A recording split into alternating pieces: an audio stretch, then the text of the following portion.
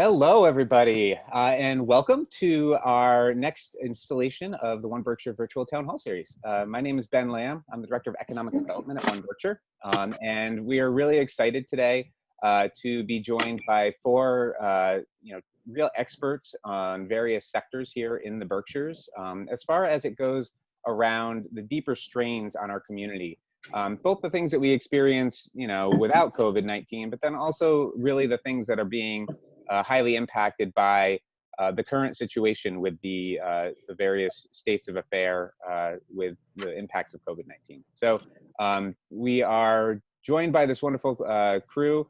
We're going to go through a few preset questions, but we also are going to open it up at the end to attendee questions. So as we're going through, please feel free to use the chat and Q&A function at the bottom of your screens in order to actually pose those questions. And when we get to the end of the formalized portion, we will open it up and ask some of the attendee questions. So without further ado, I'm going to just introduce our guest panelists here real quickly. So we have with us Janis Broderick, who is the Executive Director of the Elizabeth Freeman Center, Barbara Malkas, who's the Superintendent of the North Adams Public Schools, Kelly Marion, who's the CEO of the Gladys Allen Brigham Center, and Candace Winkler, who's the President and CEO of the Berkshire United Way. Additionally, behind the curtain is my colleague, Christine Hoyt, who will be helping us to run the tech on the back end. This is being recorded and will be distributed later. So if you're not able to join us right at the moment, you will be sure to be able to access this at a later time. So I'm going to stop sharing my screen here, and you're going to stop having to listen to me. And we are going to open it up to our wonderful panelists here today. Just, I guess to start us off, if each of you could just, 2 to 3 minutes, introduce yourself, say good morning to our listeners, and, maybe share a little bit of a brief update on your respective organizations and the work that you're doing at the moment. And so for this part, I'll just kind of go through the list. So we'll start off with Candace. Nope. You're on mute there, Candace. Took my advice. I thought you were going to go alphabetically down the list. So good morning. Thank you, Ben, and thank you for having us this morning, and for all of you who are joining us. Ben said, I'm Candace Winkler. I'm the President and CEO of Berkshire United Way. And it's been a pretty busy 11, 12 weeks for us at the United Way. As COVID-19 came into our community, we quickly realized it was going to have a tremendous impact on many community, many of the nonprofits that we support and work with. And so, one of our first steps that we did was we unrestricted the grants and resources that we actively had out to our partner agencies, because it was going to be challenging for many of them to continue providing the kinds of services they were providing in a world. We also partnered with Berkshire Taconic Community Foundation, Northern Berkshire United Way, and Williamstown Community Trust, along with many other philanthropic organizations and business leaders, to establish the COVID-19 Emergency Response Fund for Berkshire County. And moved very quickly to do that. I think my first meeting with my colleague Peter Taylor at the Community Foundation was Monday. We presented it to the philanthropy round table on Tuesday. By the end of that hour-and-a-half meeting, I think we had already secured about $350,000 in seed money.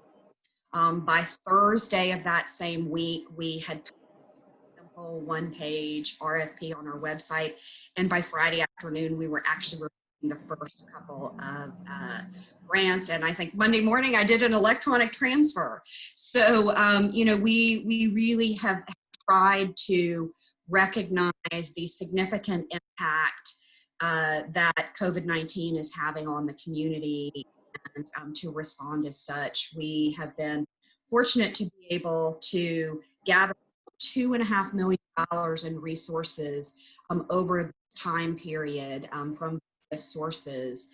I think it's about 5,000 different donor sources, and we've distributed a little more than 2 million of that out to over 100 organizations front line. So we've been busy, and I feel really blessed that we were an organization that was able to be nimble and to really respond quickly in partnership with, again, the Community Foundation and the the folks in the northern part of the county to really address what is really unprecedented times that many of our families are facing disproportionately, and to support the nonprofit sector that's so thriving. We have a lot of really great representatives of that here on the call today. So I'll stop with that. That's a little bit just about what we've been up to at Berkshire United Way in the last couple of weeks.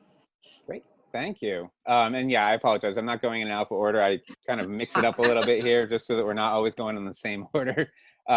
So next up, Kelly, if you just want to welcome the audience and give a little bit of introduction.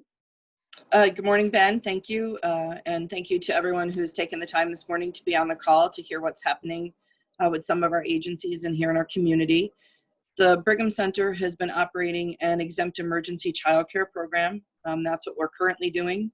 It is the only program we're running right now. We're used to having hundreds of people and children, youth, families in the building every day. But right now we have space for 40 children.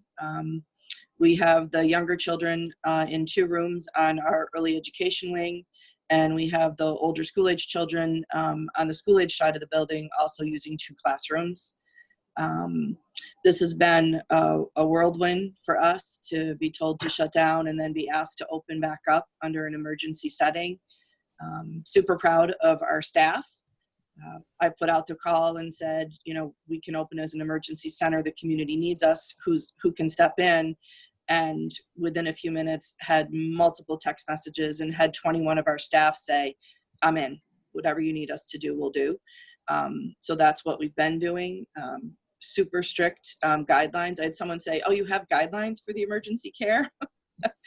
And I said, page after page, and they change, they evolve every few weeks. There's new requirements, new restrictions, and we've put all of that into play and are managing it pretty well. I constantly say social distance, whenever I see the children moving through the building. They're used to, stacking up really close to each other in a school line. So to teach them to stay 6 feet apart has been a challenge, but they're all getting it. And I, commend our staff who are out there every day, and I've been out there with them. I couldn't expect them to do this work and not do it with them. So we really are a team, and we are holding our own right now, running this program. Great, thank you. Next up, Dr. Malkas. Didn't expect me to be the one next, so thank you. I appreciate the opportunity to be part of this town hall. Initially when North Adams made our decision to close, we initially thought we would be closed for a day to disinfect the schools. Then we thought we'd be closed for 2 weeks. Then the governor had his announcement and we were closed for a month. We thought we were going to come back on the 4th, and instead we became closed for the year. So, I always say I'm superintendent for North Adams Public Schools, currently a virtual learning district. Initially, when we understood that we were going to be closed for a longer period of time, it was really about Maslow's hierarchy of needs. The school department is a CEP district, just like in Pittsfield. And so we provide breakfast, lunch, and a supper program every day in North Adams Public Schools. So we knew that one of the main areas we needed to address immediately was in ensuring that our students would have food security. And so by Tuesday, after the governor's announcement on Sunday night, we launched a food service program. We have been serving breakfast and lunch at 5 sites every day, Monday through Friday, with additional meals to be brought home on the weekends. We launched a supper program at one site, and in collaboration with McCann, which is our other site at here in North Adams. Currently, we are serving over 6,000 meals weekly. to our students and families. When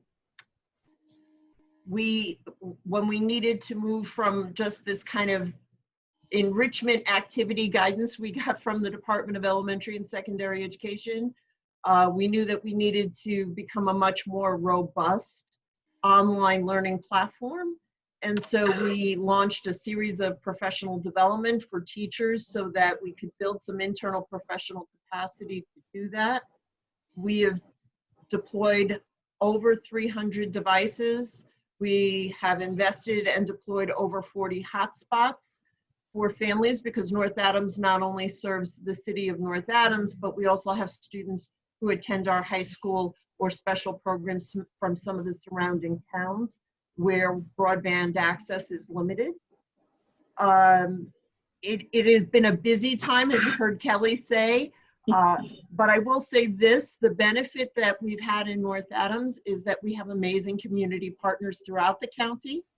And so we've been able to really connect with North Berkshire Community Coalition, the Berkshire United Way, 18 Degrees, to really help us think through some of the issues and to partner with us in doing outreach to our children and families. Another thing that we've done is that we ensured that all of our school adjustment counselors had access to a school phone at home so that our students and families could contact a school adjustment counselor, and vice versa, our school adjustment counselors could engage with our families if students were not getting involved with remote learning.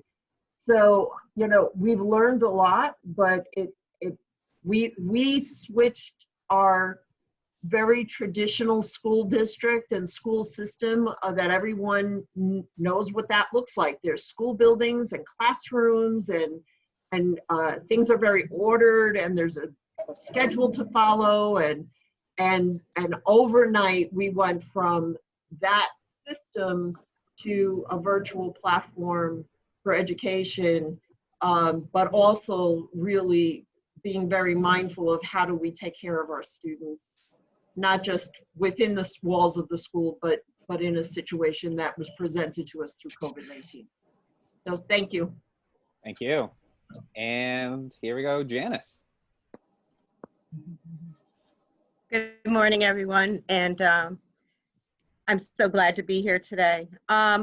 So my name is Janis Broderick. I'm the Executive Director of Elizabeth Freeman Center. I've been here now a little more than 12 years. It seems like it's just kind of zoomed by. I want to just make sure people know what Elizabeth Freeman Center is. So we are the organization in Berkshire County that provides services and leadership to address domestic, dating, and sexual violence. We operate 24/7. We have a hotline. We have physical responders that go to hospitals and police stations following an attack. We have a residential secure shelter for folks fleeing danger. We have immediate emergency services. We have offices in North Adams, Pittsfield, and Great Barrington, with staff normally always cited too at the 3 county district courts, the probate court, the Pittsfield and Adams police departments, and Berkshire County Kids Place. We have specialized services for traditionally underserved populations, including immigrants, LGBTQ, and homeless and child survivors, and survivors with disabilities. We offer an array of services, including financial independence initiatives and secure visitation. We have a robust youth education program that's in about 11 to 13 schools normally. And each year we serve over 2,600 unduplicated child and adult survivors of violence through our direct services, and we reach almost 1,000 youth and school staff through our violence prevention programming. So throughout this time, we have remained open. We are open while we're doing a good amount of work remotely. Our offices are staffed, our shelter is open, our 24/7 hotline is operating. This past week, we reopened our in-person supervised visitation program, and we're now starting to do some of our groups and money school programs remotely. We've been buying Kindle Fires for our clients. So it's a constantly changing landscape. It's, you know, we've tried to stay flexible, but in this time, it's most important that we be as accessible as possible. And I want to thank you all because we all partner with the other panelists on this panel here, and we're getting through this together somewhat. Thank you. Yes. And you noted two really important things there, you know, especially in terms of the networking, that you pretty much all know each other in some way, shape, or form just because of all the work you're doing, no matter where you are in the county. And I think that that's a really important facet to this, the approach that we see here. And the other piece being, you know, constantly keeping your head on a swivel with the way things have changed. Several of you, you know, noted that, you know, need to pivot. And I know, you know, a few of your remarks in thank you again, those were those great introduction remarks. But some of the stuff that you sort of started to ping on, and, you know, there's a lot in this, right? We have 4 different, in general, completely different focus areas in this room right now. So that's a lot of meat on the bone, all of which has been impacted by COVID-19 in some way, shape, or form, and all of which is key to the community fabric of the Berkshires.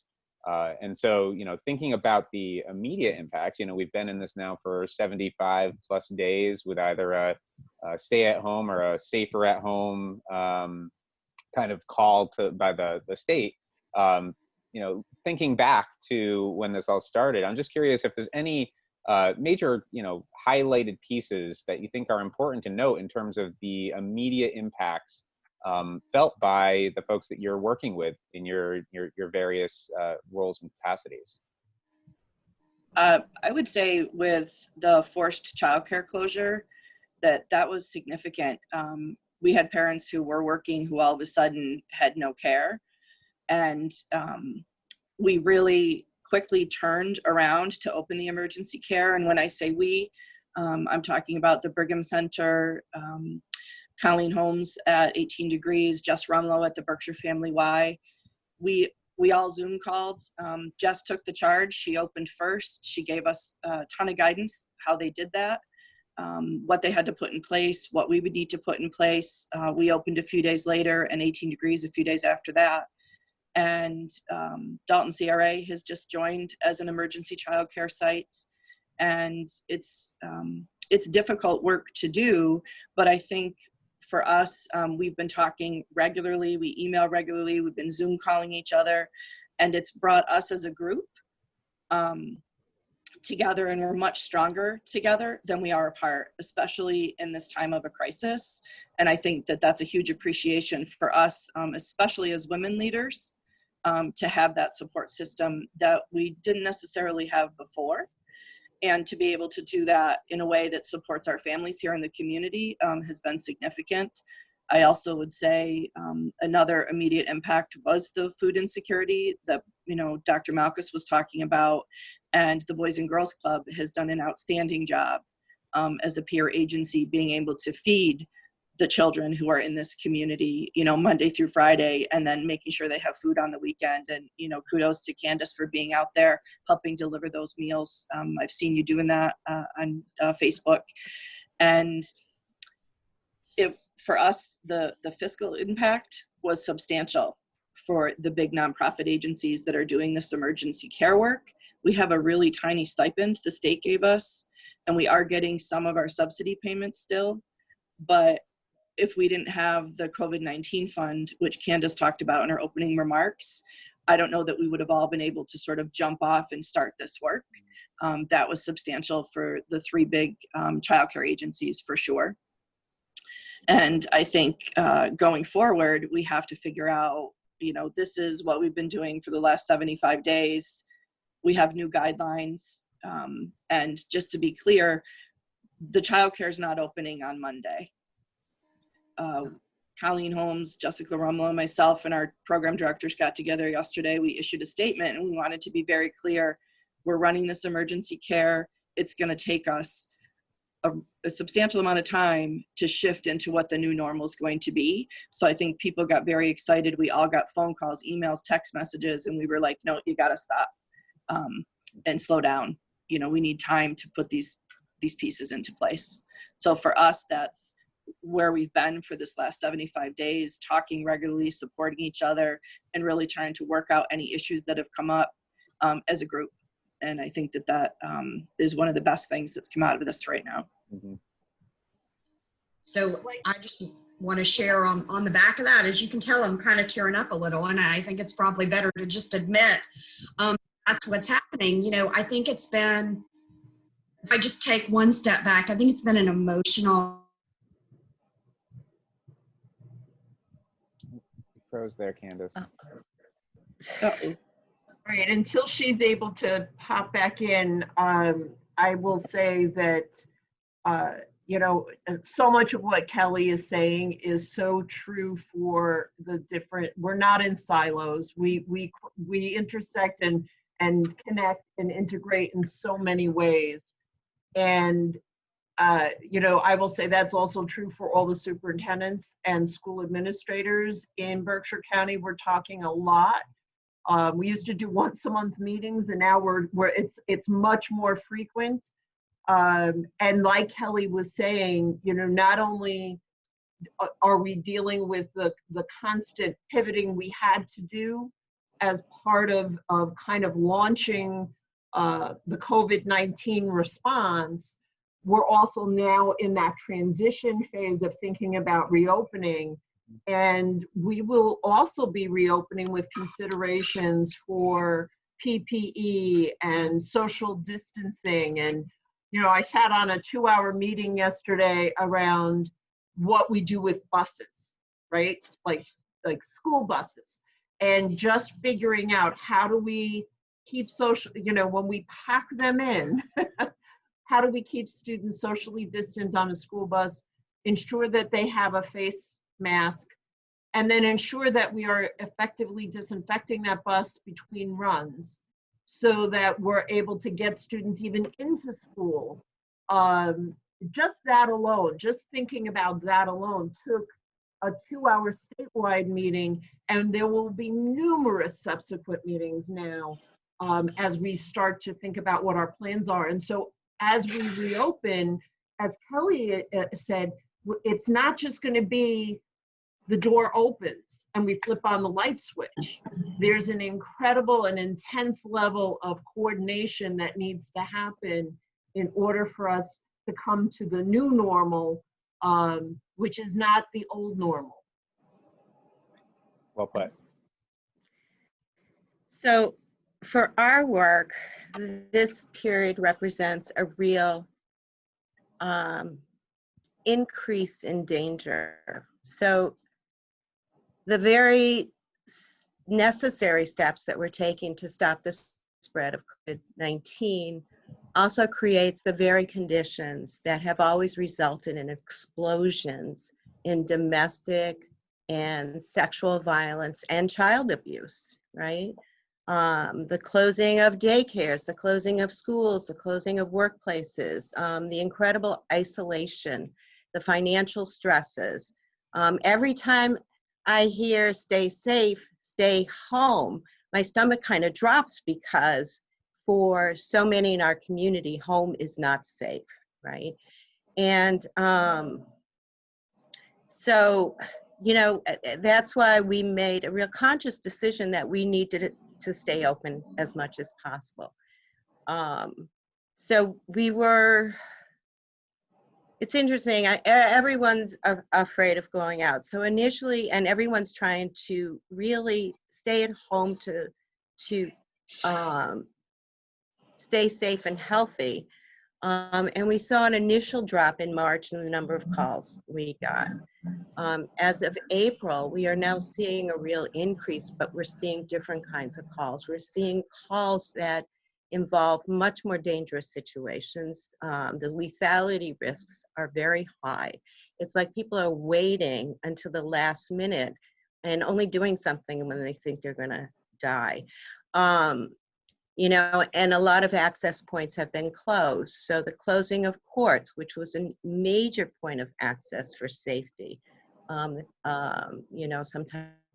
they reopen, sometimes they close, they're really closed now. These are all problems for access to health. And I think the other thing that we see is like what everyone else is talking about.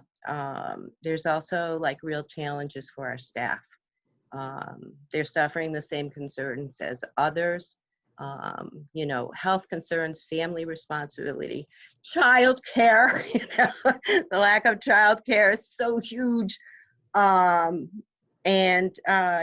many can't work in the offices. So we have struggled in many regards to keep our offices, in particular our shelter, staffed throughout this period.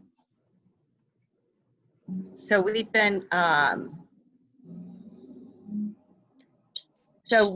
in keeping ourselves open, we've been doing things a bit differently than a lot of similar organizations like ours throughout the state, but that's the Berkshires, right? I mean, the Berkshires do things differently.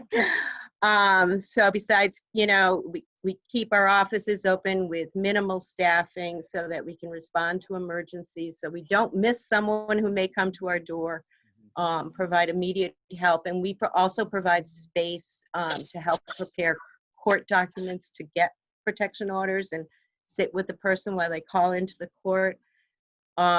We've kept our shelter open while others have closed by developing new COVID policies.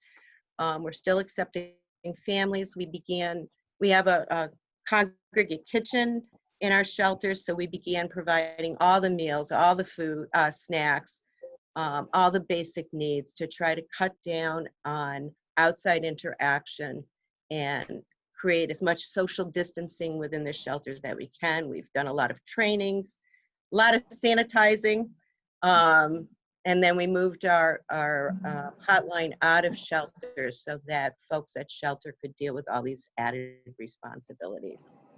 We've been keeping close contact with the courts and police departments and the DA's office.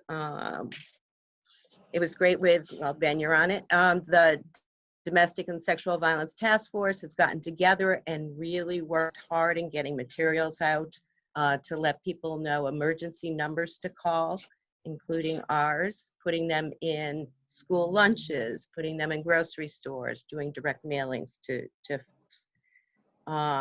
And we've tried to respond to the impact on staff, to keep people in our office and to recognize the increased risks and work of being in an office. So we have hazard pay now, stipends for folks to kind of recognize that. We hold regular Zoom meetings. We've had to buy and subscribe to Zoom telehealth so that we can have secure remote work for our folks working at home. And I just, want to echo what other people have said.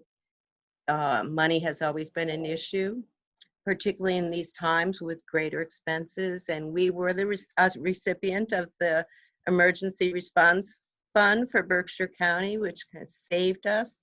Berkshire United Way also kind of freed up its restrictions on its grants. So that has helped a lot. So the community support that we're receiving is really huge. Thank you. Candace, we lost you a few words in on your initial comments there. I was wondering if you wanted to add anything there. Well, and my apologies. I guess I have two kids who had a class at this exact time that I didn't realize that we're also on. So my apologies for that.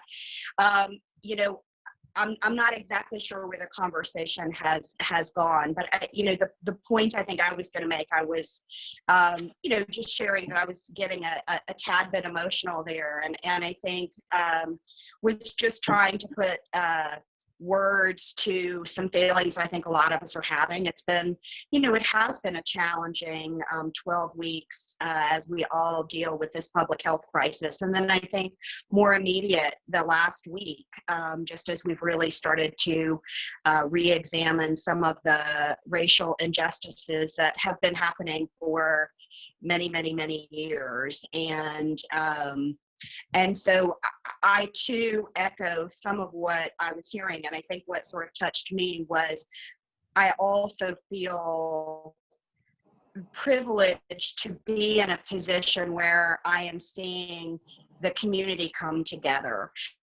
In the backdrop of all of these challenges that we're facing, it really is amazing to see Kelly and Janis, and to see, all the nonprofits that we work with, Barbara working with the schools and how the schools are working better together, how many people contributed from, we have effort in this fund that it was pretty clear from their gift and the message that they said that they maybe didn't have more resources to give, but I think they wanted to be a part of the solution. And so I think that's, to me, what is so powerful.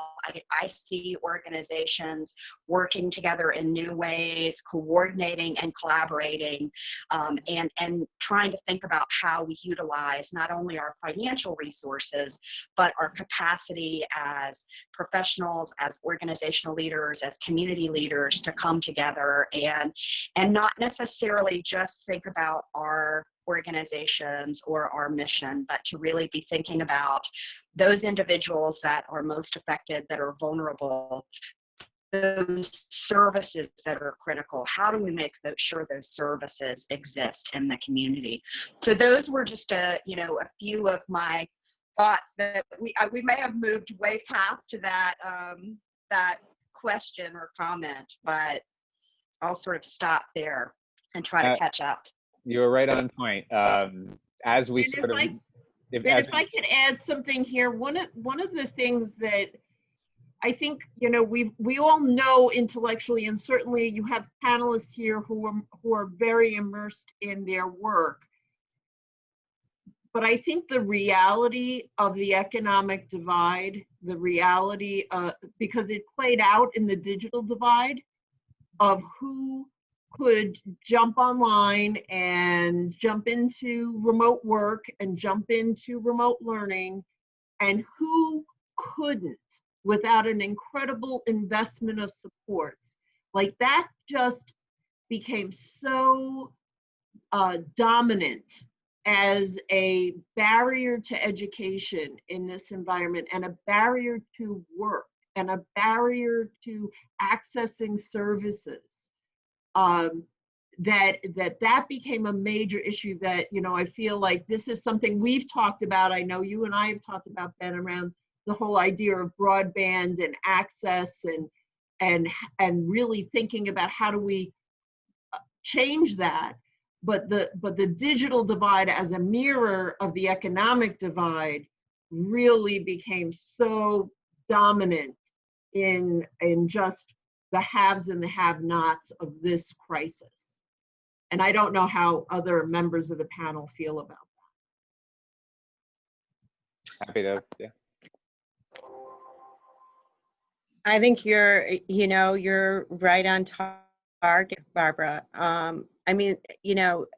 Income inequality and poverty are issues that we deal with all the time because domestic violence is a primary cause of poverty. And we also, understand too that violence, in all its forms, and I just want to echo, what Candace was saying in terms of the events most recently with, another murder of a Black man by police has, in your face, you realize that, racism, poverty, sexism, it's so related, and these are issues that we have to deal with head on in all of our work. Yeah, I think, as we talk about actions that we need to take going forward, I think all of those issues have to be at the top of our list. And I would say, you know, when we look at both the supports for the community, but then that's all part of our regional economy as well. And so I just wanted to give a little context there too. You know, as an economic development and marketing organization, a lot of times that connective piece doesn't catch. People don't necessarily see that connection of, you know, all of the challenges that are faced by individuals and community members as being related to the larger economic vision. You think jobs and businesses, but all of that is connected. And that kind of wraparound approach to looking at the full ecosystem is so key, both historically and going forward, to, you know, a rebound, a future success, a future thriving, just getting through this together. And I think, you know, all of those points, Janis, are really hitting the nail on the head in terms of the pieces that we need to be embracing and bringing to all of those tables as they're working together and, you know, independently to make things happen. And so I think that was actually a really kind of a good lead in.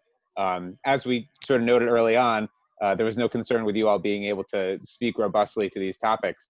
And I think, you know, the next piece here, kind of globbing together, you know, looking forward, right? So looking at what are we doing next? How are we bringing those conversations together? How are we looking at that roadmap going forward? But simultaneously, how are we accounting for similar challenges that we faced not so long ago in Berkshire County? You know, you only have to go back, you know, 15 years and then, you know, 30 years to see two other points where we were hit pretty hard as a community by, you know, similar economic woes at the very least. And I'm kind of curious, you know, as we're looking at those two pieces, the going forward, but then also the reflection on our history, do you see, you know, some opportunities there to learn and integrate as we're going ahead? I would say, just as it applies to the childcare piece, I mean, our agency, you know, usually we have 2,500 individuals who come through the agency every year. And just the childcare piece alone for Massachusetts, there's 250,000 licensed childcare spots in Massachusetts prior to COVID-19. That's how many the early education and care licensed. Of those, only 55,000 were subsidized. So I think that shows you the disparity between people who can afford private pay childcare and those that rely on the subsidy from the state. So right now, there's 550 sites, emergency sites across the state that are open. We know we have 3, you know, big agencies here in Pittsfield, plus the Y has their site in North Adams. The Dalton CRA just joined us. There's obviously family child cares that are also doing emergency care, but there's only 11,000 spaces in that system. So we went from 250,000 spaces to 11,000 spaces. And now we've got 32 pages of minimum standards that we're going to have to put into play in order to reopen under the new normal. And we know that we're not going to be able to have the numbers we had before.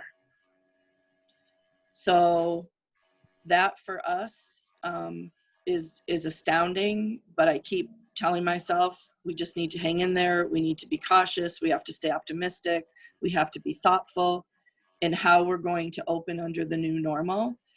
And to Janis's point, one of the things that as providers we're very concerned about is the amount of trauma to our youngest members of this community.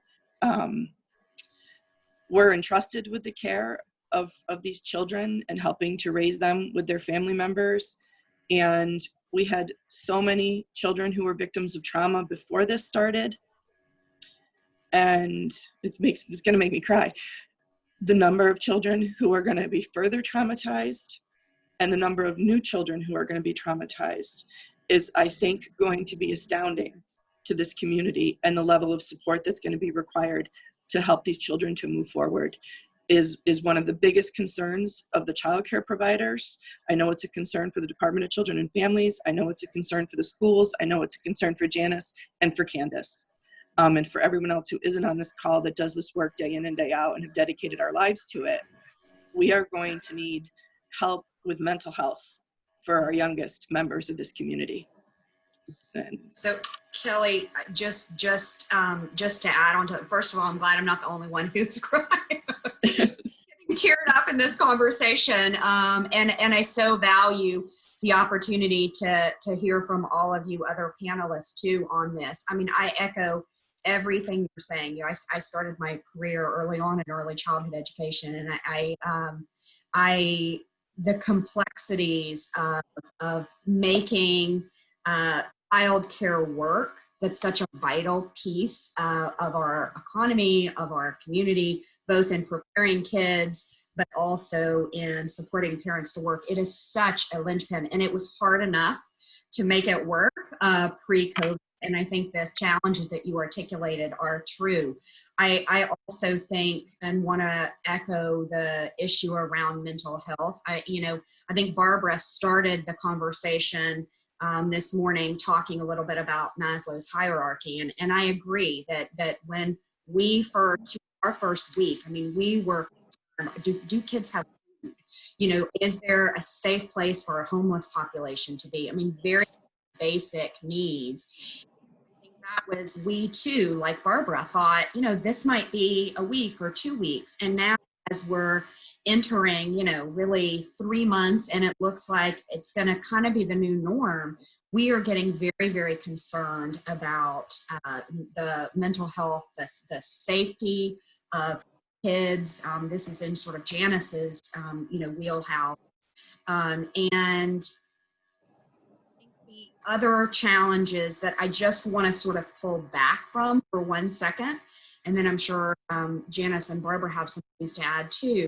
You know, I think there are all of these kind of critical services and supports that are needed for all families. I mean, we know, again, some of our more fragile families are hit the hardest, but I think that there are also families who maybe have never experienced or needed to use services before that are being hit during this pandemic. But I think the interesting thing is going to be, I mean, Kelly talked about some of the funding sources that are frankly going to be shrinking, the widespread impact this has had. And so what we are starting to really try to think about is how can we support some of the transition, some of the evolution of the nonprofit sector. It's going to have to happen. I think it's probably going to have to happen in education too. Conversations talking about how do we kind of come together to be more effective, more efficient. I mean, I think that there are some really fabulous things about the local control element that we've had in this community. School districts may not continue to be able to survive. And to the same point, all the different infrastructures around nonprofits, we may really be in a landscape where we're going to have to ensure that the critical services provide, which may mean that organizations' structure is going to look different. And some organizations may need to come together in new and different ways that they didn't have before. I just want to so I know, Kelly, you said just childcare. There's no such thing as just childcare. It's such an example of, as Candace was saying, kind of a linchpin. Without childcare, families can't work, right? And in terms of our staff, people have pretty much exhausted the family first benefits at this point. So they need to get back to work. We need them working. I think that, it concerns me too, because as enlightened as we may be becoming, child responsibilities and family responsibilities still predominantly fall on women.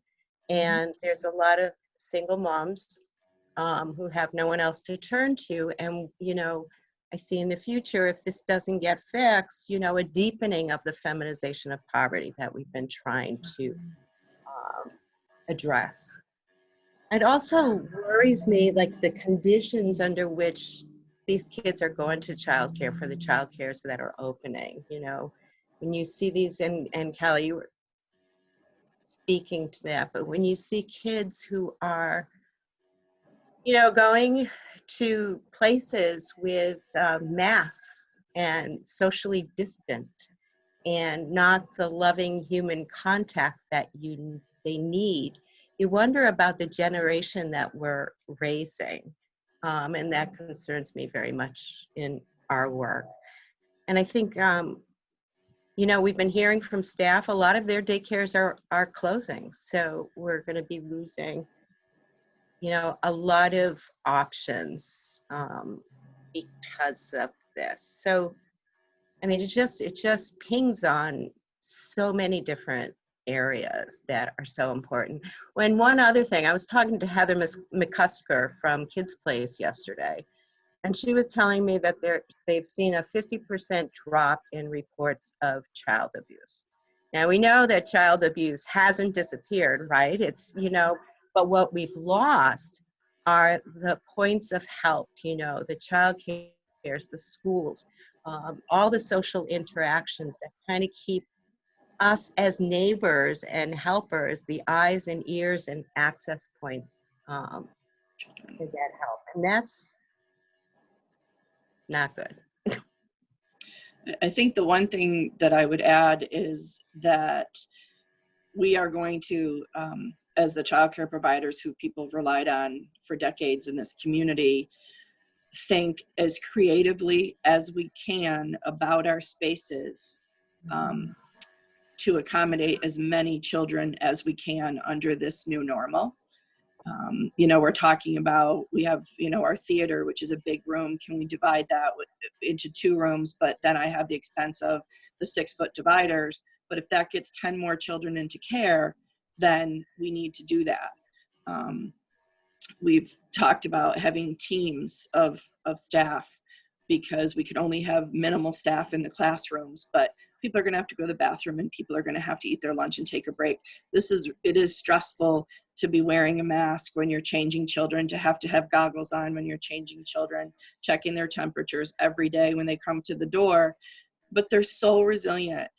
They come in now that it's been 12 weeks and they just lean their little heads forward and you scan them, and everybody, goes like this to make sure it's, 97.8 or whatever it is today. And we take them from their parents, which for us to have parents who used to be able to go down and say good morning to the classroom and drop their child off, that can't happen under this new normal.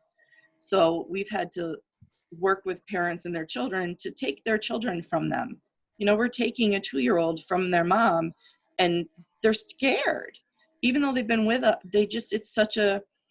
The only good news is on the flip side of the day, we bring them back to them, and it's become kind of this little game where you go to the room and you go, oh, your mom's here. And to Janis's point, it is mostly moms who are here. And they get all excited and they go down the hall and they come around the call and it's like a surprise.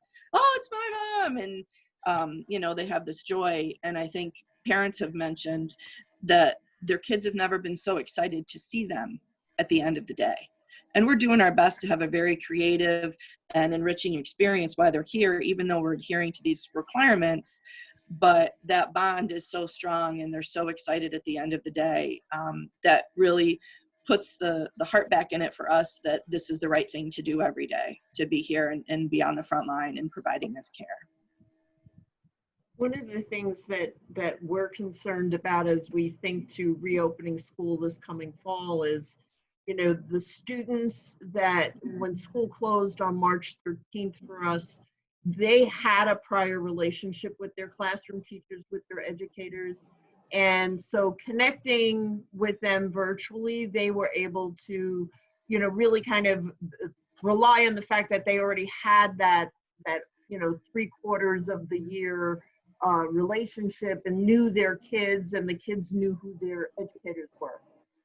The opening for this year, particularly because of capacity issues and the need to social distance, we may be looking at school in some type of hybrid model where we will still be using virtual learning as a component. And so thinking about how to establish relationship, because education, yes, we want to talk about the results and we want to talk about, reading scores and math scores, and the reality is that a major component of education is relationship. And so there's a real concern around that. And as Kelly said earlier, really thinking about the trauma of this event, it's been a cultural trauma, right? So we're expecting that everyone is going to come in having had some level of impact. Even all of us here, I'm sure Candace blood pressure went up when she was having audio issues. We've all experienced a form of trauma, and our resiliency to address that is really based on our access to resources, our ability to, learn new things and to really network. We have those security networks that will help us. Whereas some of our students are, our students will be on a spectrum of experiences. And I think that we have to recognize that in our communities, because the schools often are a mirror of what has happened within the community at large.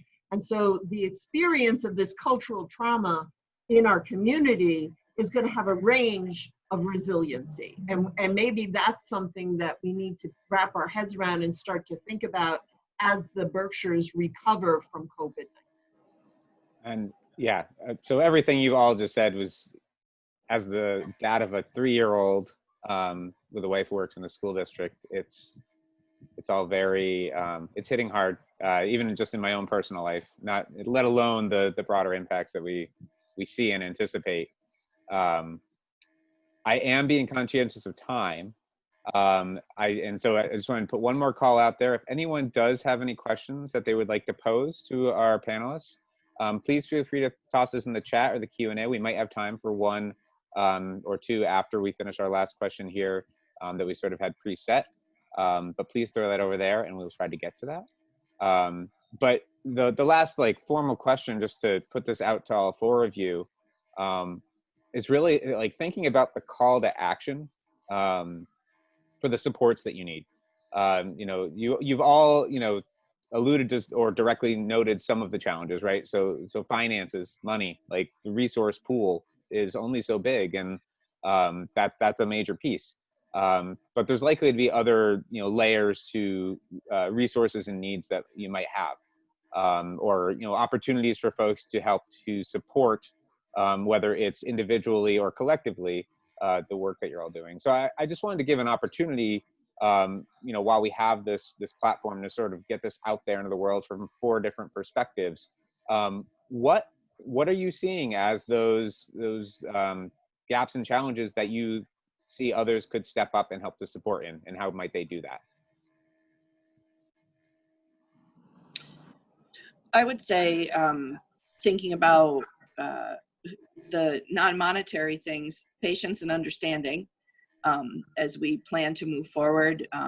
We live in a world where social media is super popular, and it's really easy to sort of hide behind that and make negative comments. And I think that we really need a lot of patience and understanding as we move forward in the new normal.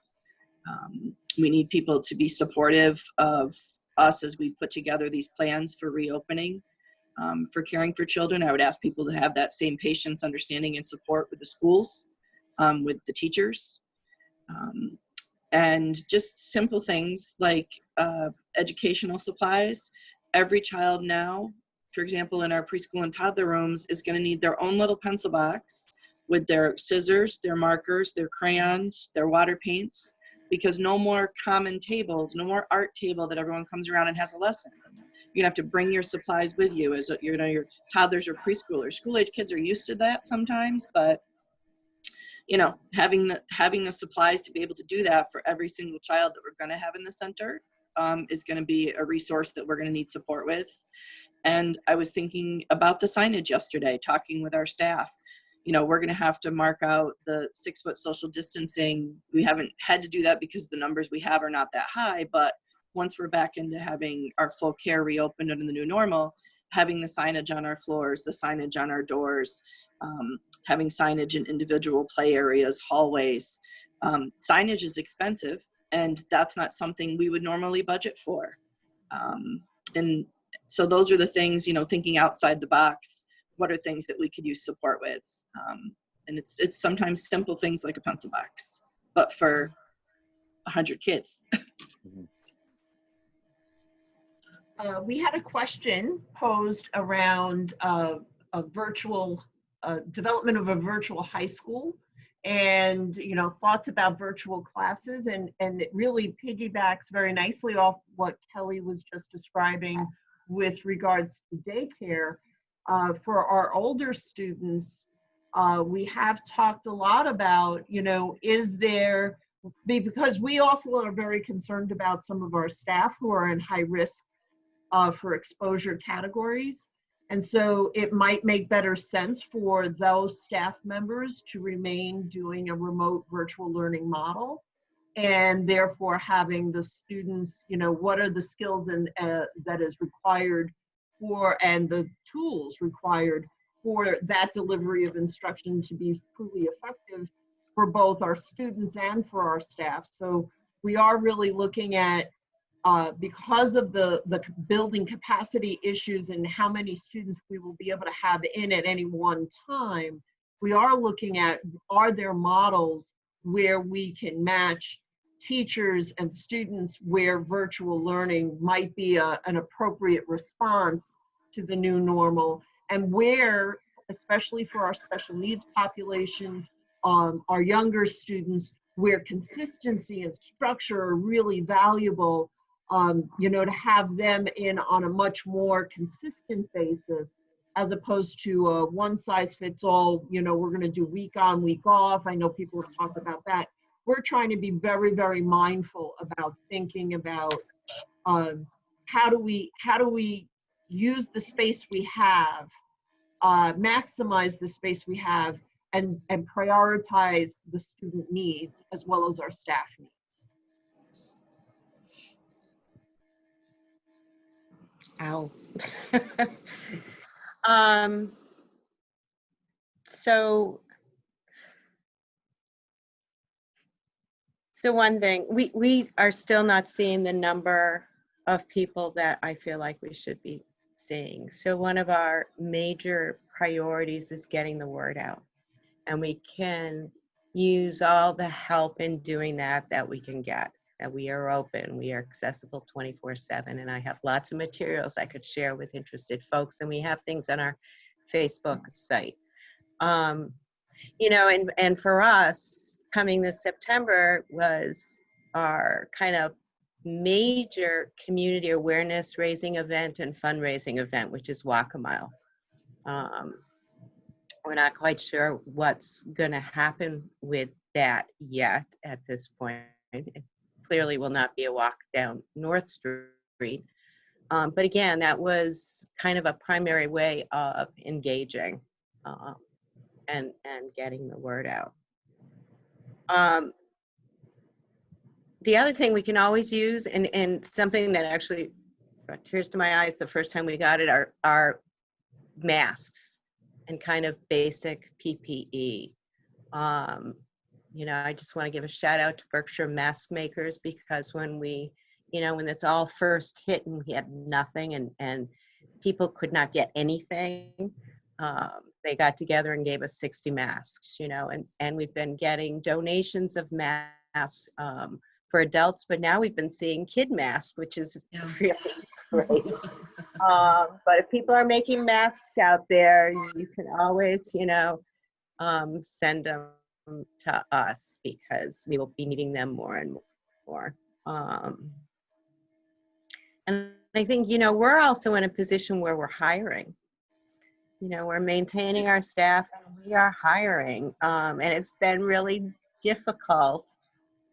So if you know of people who are interested in working with us, we have a great team here. I'm really honored to be part of it.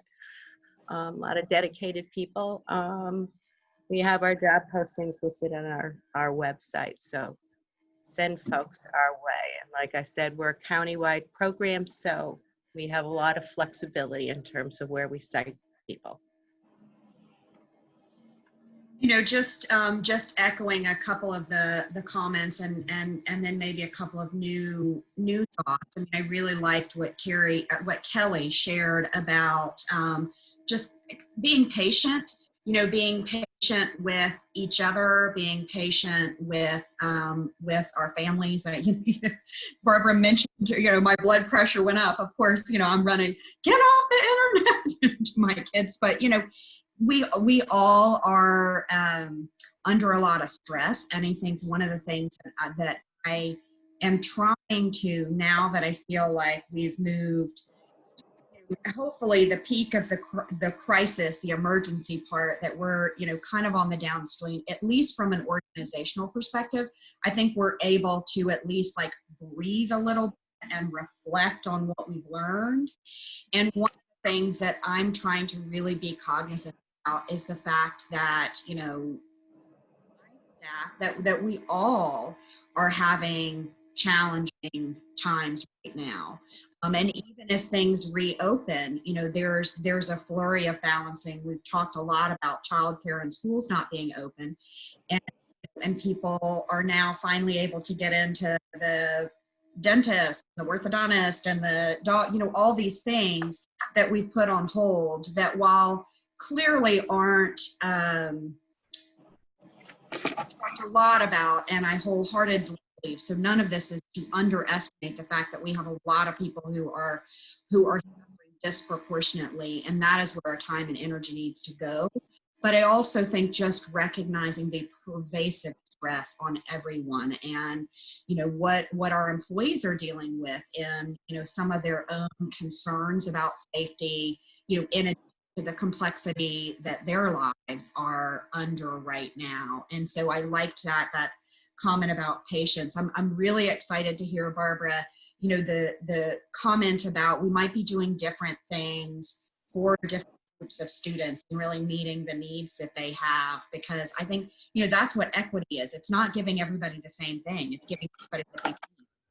And I think that's so important when we think about education right now, and when we think about the emotional support, that everybody doesn't need the same thing, and it's hard to do.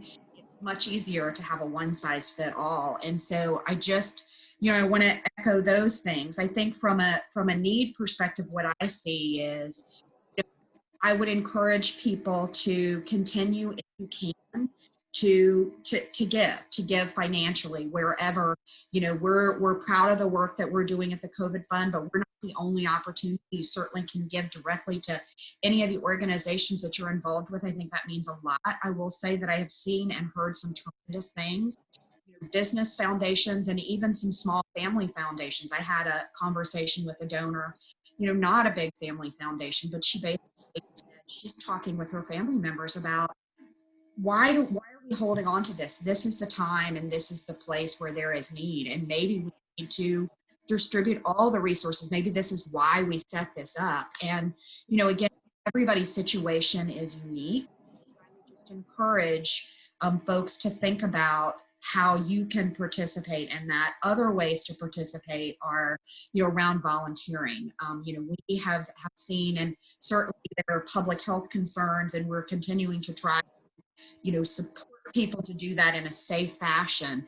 But we at Berkshire United Way, in partnership with Northern Berkshire United Way, and you know, all across the county, have seen upwards of 80 plus volunteers who have come into the fold to do a variety of things, from the mask making to dropping off food to distributing food, as Kelly talked about at Boys and Girls Club, to taking heads of lettuce throughout the county.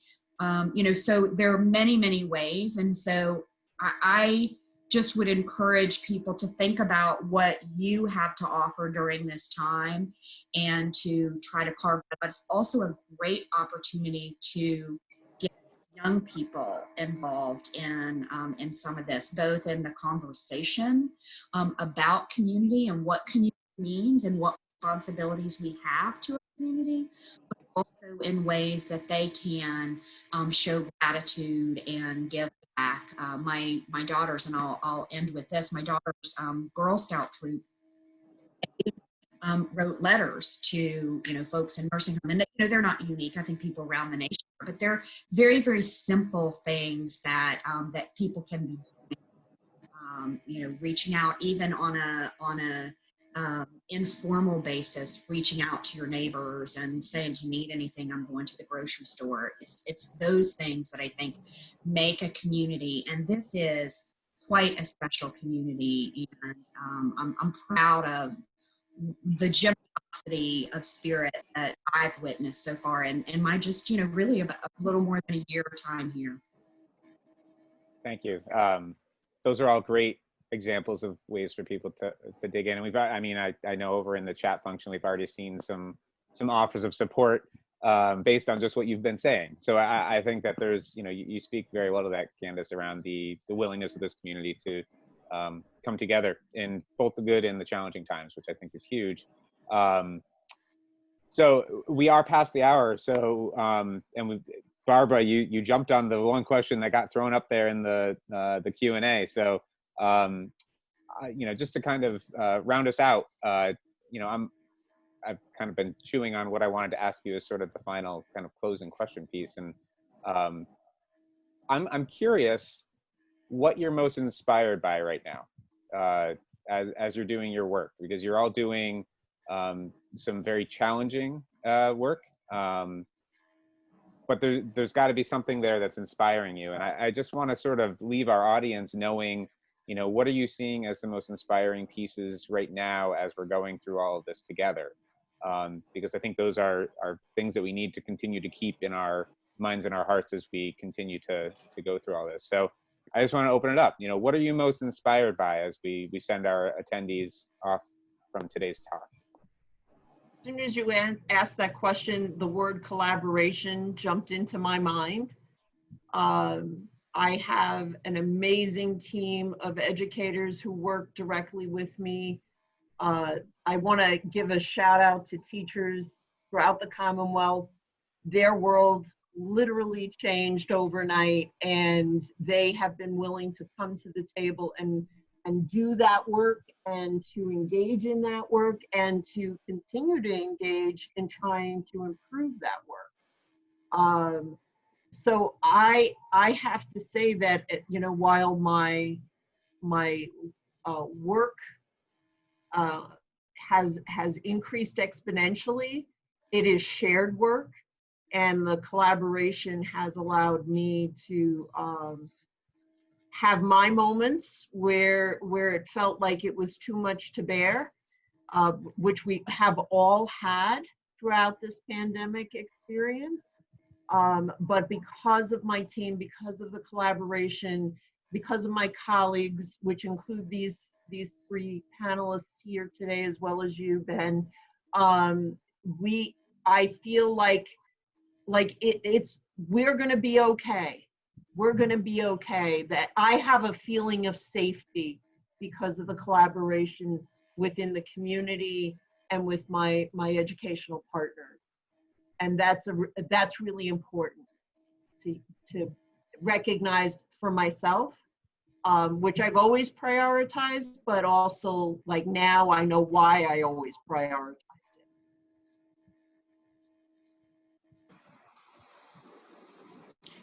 Yeah, I feel the same as Barbara and as Candace. I think that,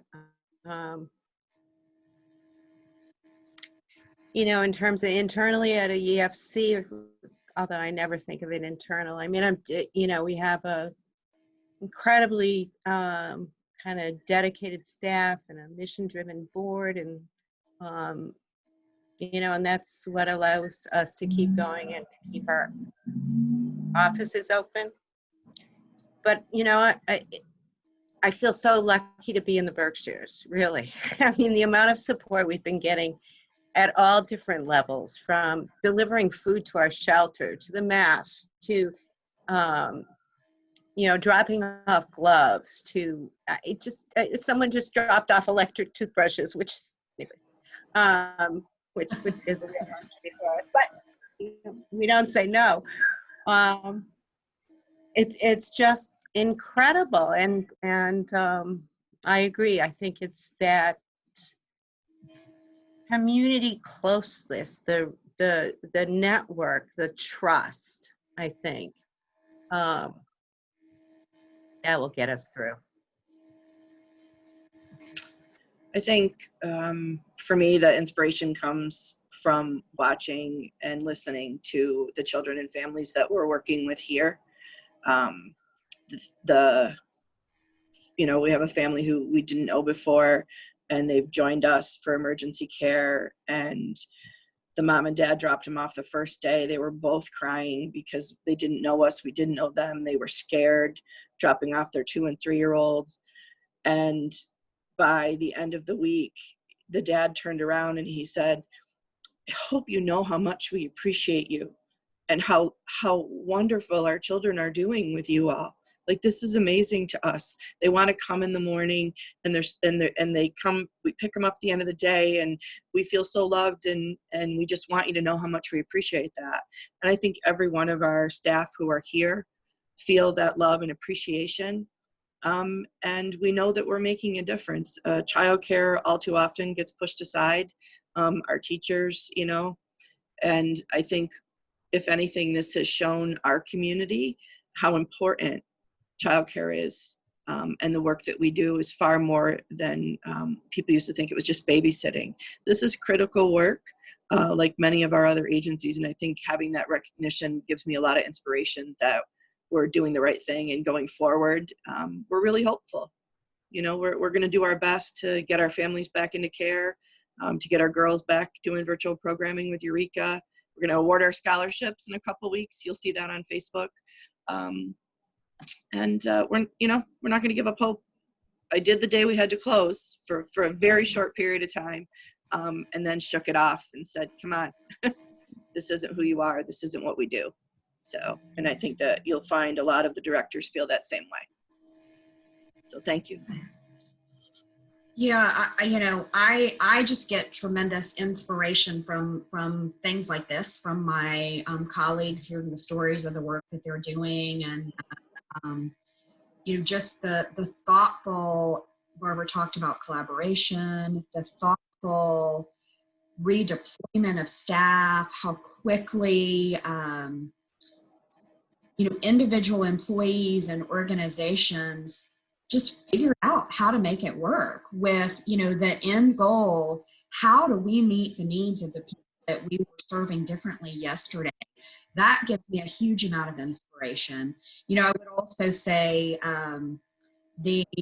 where I have witnessed the appreciation from individuals seeking and receiving support also gives me tremendous inspiration.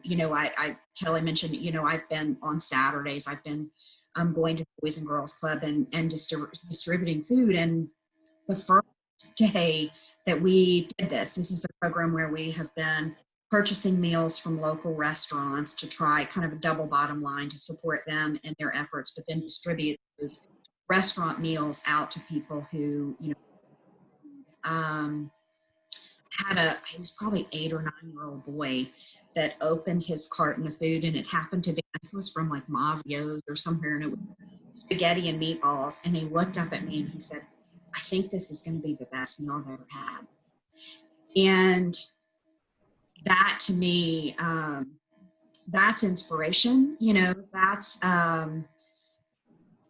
are people out there in the community that have more or less and always have. And I think we touched on this earlier in the program, that while it's always existed, I think this public health crisis has really highlighted to many people who maybe didn't. This group of people, I think, probably all knew that because of the work that you do. But I think there are a lot of people in the community who realize quite how families were really living on the edge. And I think there is an opportunity for us with the knowledge to have in-depth conversations about, and so what? And so what are we going to do about that? And how can we come together and utilize the resources that we have to move us forward as a community, and to make sure that we have those safety nets in place and make sure that services are able to be sustained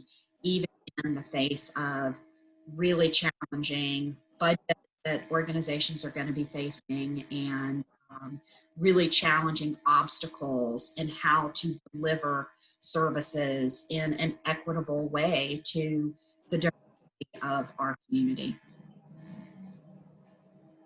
Well, thank you all. Really, the work that you're all doing is inspiration enough to keep many of us chugging along and trying to do our part. So I would say that you're all inspirations, not just to myself, but just from the comments we're seeing in the feed and the people that are watching today. And I know the multitude of people outside in the community that are impacted by your programs and work. You're inspiring them to keep on going and keep on working and keep on making a go at it as we're in this together.